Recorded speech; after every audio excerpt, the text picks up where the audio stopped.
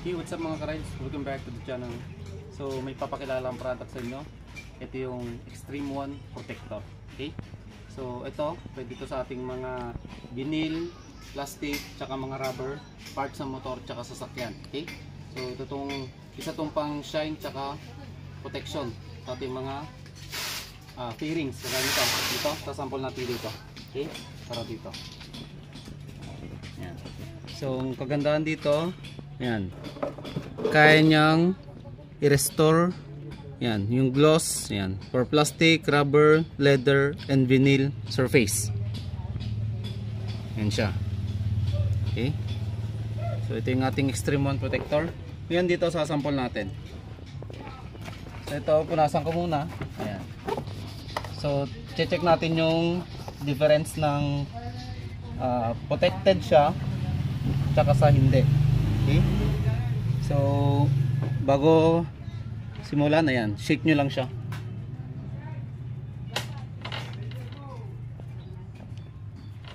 Ayan, tapos saan tayo? Dito tayo sa part na to.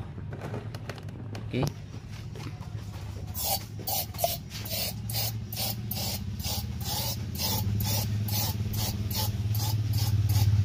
Ayan. Then punasan lang natin.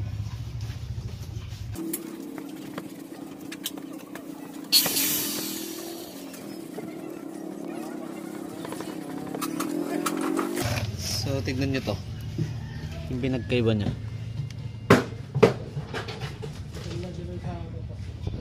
So ito yung may treatment na nangyari, tapos ito yung wala.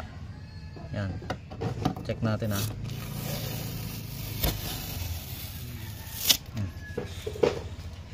Laki ng diferensya, di ba?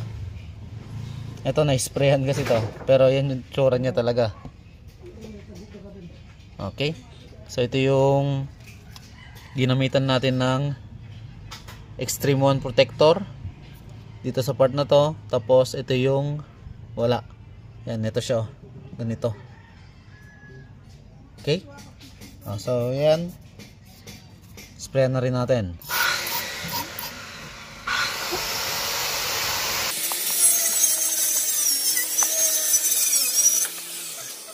So pantay na yung kulay, napaka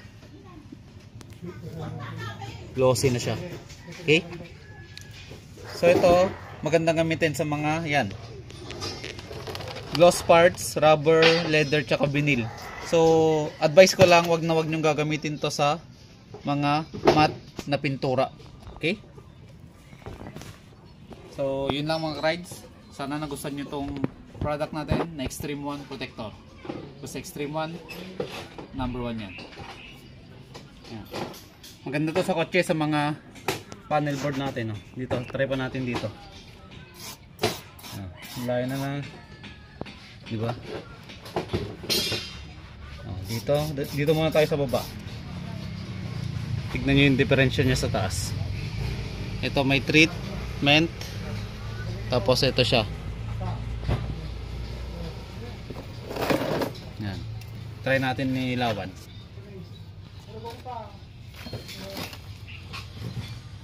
No. Pag may treatment, ayan, pag wala.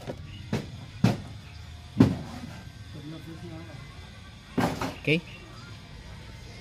So hanggang dito lang tayo. Kita-kits sa susunod na vlog. I'm out. Peace.